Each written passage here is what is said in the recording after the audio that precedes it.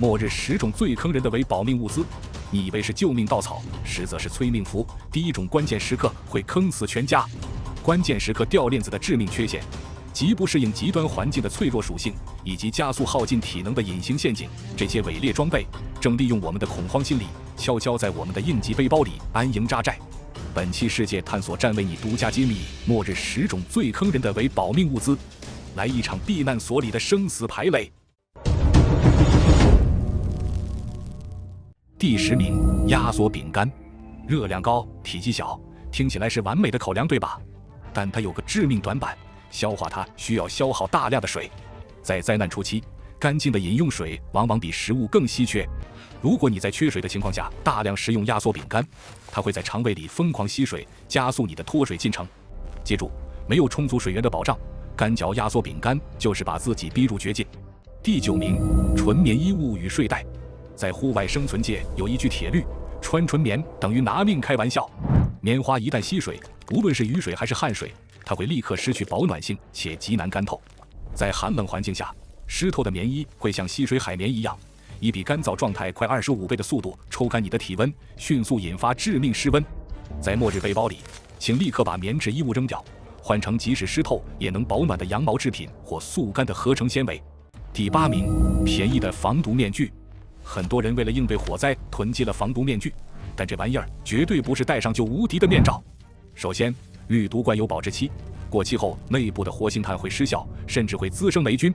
其次，氯毒罐是高度专一的，市面上那种防有机气体，比如防油漆、防甲醛的普通滤罐，它的过滤层根本拦不住火场里体积极小的一氧化碳。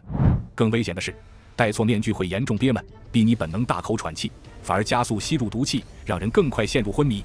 记住，火场逃生必须用专属的消防过滤面罩。第7名，户外伞绳。受电影洗脑，无数人幻想遇到高楼火灾时，能靠一根550户外伞绳垂降逃生，这绝对是个致命错觉。所谓的550，指的仅仅是它的静态承重，但在真实逃生中，成年人哪怕只是轻微的下滑或下坠，产生的动态冲击力也会瞬间放大数倍，直接撑爆它的极限。如果你把全部体重压上去，它绝对会像面条一样瞬间崩断。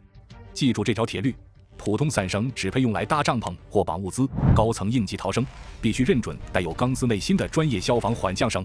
第6名，种子。囤种子为了长远自给自足，这思路很棒，但如果你把它当作度过初期危机的底牌，那就太天真了。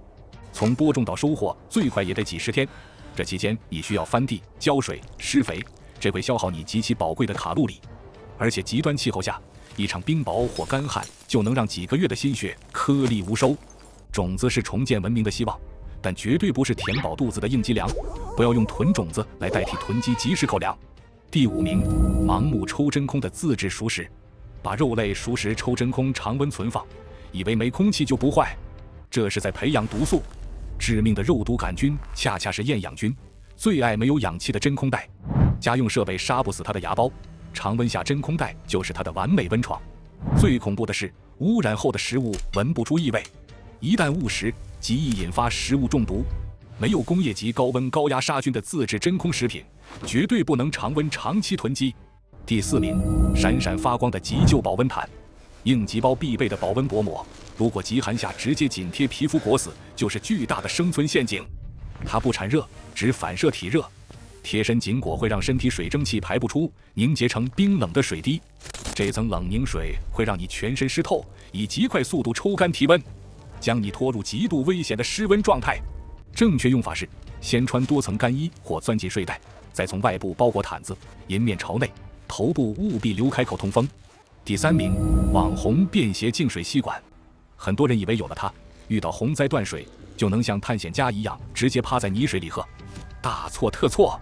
这类吸管核心是微孔滤膜，只能过滤细菌和寄生虫，但城市内涝中真正的威胁是混合了下水道、农药和化工泄漏的化学污染，重金属和有毒分子会毫无阻挡穿透吸管。记住，如果净水设备没有重度活性炭或反渗透模块，你以为过滤干净的水依然是一杯致命的毒水。第2名，依赖电力的智能生存装备。智能手表、电子净水笔、App 夜视仪，在长期断电的末日就是一堆电子垃圾。越是复杂，依赖芯片和电池的设备故障率就越高。生存的底层逻辑是简单粗暴，一个传统的指北针加纸质地图永远比没电的 GPS 可靠，一个机械的过滤滤芯永远比闪着故障灯的电子净水器更救命。第1名，应急的卡式炉与木炭。为应对断电囤积户外燃气炉和木炭，准备给家人做饭取暖，这正利用了你的常识盲区。现代房屋密封性极高，在门窗紧闭的室内点燃户外燃料，会迅速耗尽氧气，释放无色无味的一氧化碳。这种幽灵毒气与血液结合能力是氧气的200倍，中毒过程毫无预警，不会咳嗽挣扎，只觉温暖困倦，一家人睡着就再也醒不来。记住，任何户外明火装备绝对不能在封闭室内使用。好了，如果本期内容能为你和家人在灾难来临时筑起一道真实的防线，请不要吝啬你的点赞，并分享给所有你关心的亲人和朋友。感谢您的观看，下期也会给您带来更精彩的内容。